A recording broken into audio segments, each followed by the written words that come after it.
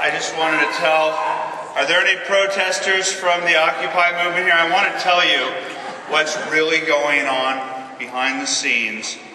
There's a conspiracy going on. I just want to show you proof of the conspiracy. This is what they're serving back there. 7-inch circumference cookies. That's how decadent we run in the movement. Unbelievable. What else do I have? What other props do I have here? How many people saw the Occupy movement outside last night? Do you know why they're out there? Are they idiots? Because of you. Because of the Tea Party. Because we, the people, finally stood up. And they're upset. And they're jealous. We've got 7-inch cookies. You know.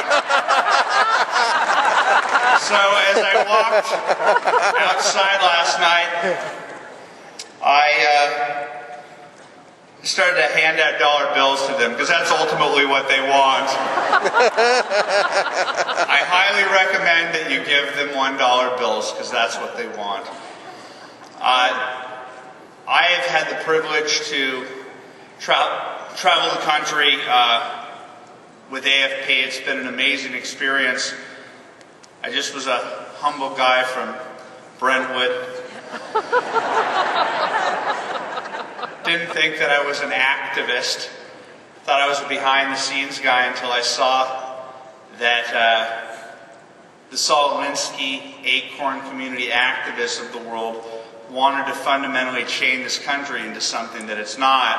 And I said, well, I didn't enter this planet to be an objective journalist. My goal is to try and save this country. And I cannot believe that the American people decided to stand up and finally fight back.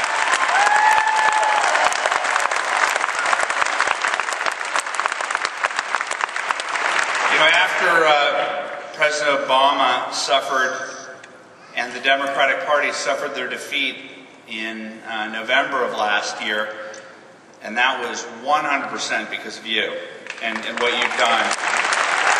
Everybody on the cable news network said, is she going to hire a Dick Morris? Is she going to triangulate? And I'm like, I don't think you understand who this man is and who these people are. This is not your mother or grandfather's Democratic Party. This is a radical wing of the far, far left, and they've got silver ponytails to prove it. These are the professors from hell. And they never thought that they would ever have the ability to have one of their own in the White House while they had Nancy Pelosi and Harry Reid, not to mention all the cultural institutions. They thought that this was it. They thought this was it. And they had no idea that you could community organize against the community organizers. That's exactly what happened.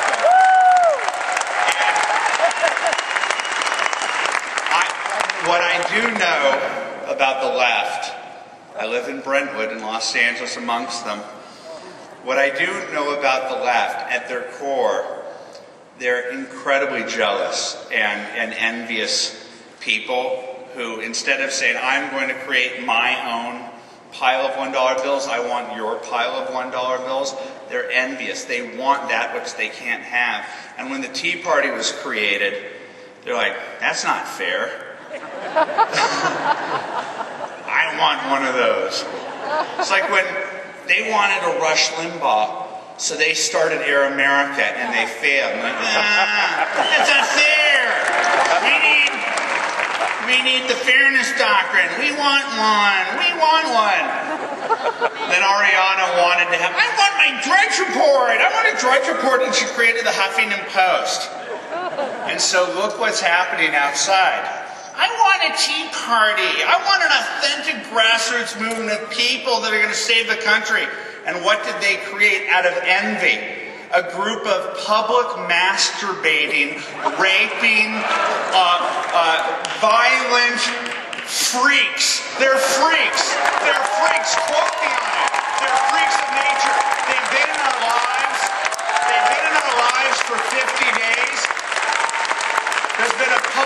infestation of pubic lice. I'm not kidding you. What I'm telling you is the truth. For 3 years, they've taken a microscope to you and said you're the worst human beings in the world, yet you clean up after yourself.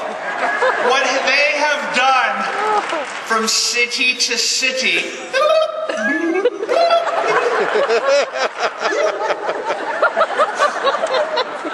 Not sure what that they're means. freaks! They're freaks! And they're losing. Because of you, the American people finally stood up to the community organizers. We're winning! We're winning! We're winning! Everyone, put your fingers in the air! We're winning! We're winning! I don't want them to go away, do you? No. In 50 days, Yeah. at my site, Big It's not Government, bad. we decided that we'd go through the police reports and the stories that the mainstream media are suppressing on this, and we have 134 actions that they've done in the last year and a half, and the mainstream media will not report them. I mean, the first one starts with 700 people getting arrested on the Brooklyn Bridge. That's a lot of people. And the mainstream media does not want to tell, they want to say, these people have real grievances. Like, well, on the bailout stuff, been there, done that. We've been talking about that for 3 years, and they will not listen to us. But now that these people who are being organized, and this isn't speculation, this is the emails that we found, 3,300 strong, that predate the beginning of the Occupy movement. These are international, not American, international socialist groups, international communist groups. These are pro-jihadi, pro-intifada Palestinian groups who did not want to participate unless the Jews were not on the docket.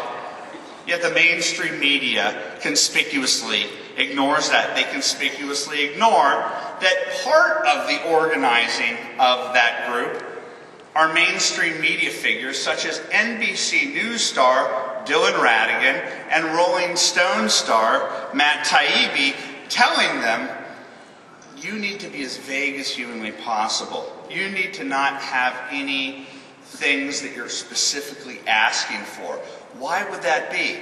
Because the radicals want to get as many people to be part of this ambiguous movement, and once 30 days, 50 days, 60 days in, they're invested in this ambiguous movement, and then they'll be radicalized, and then the rioting, the real rioting, not the Occupy Oakland rioting, but the real rioting can begin. And let me tell you who these people are. Yes, they're the international communists, the international socialists, and the international jihadi crowd. I'll get quoted on that, and I've got the proof, guys. I've got the emails. I said, but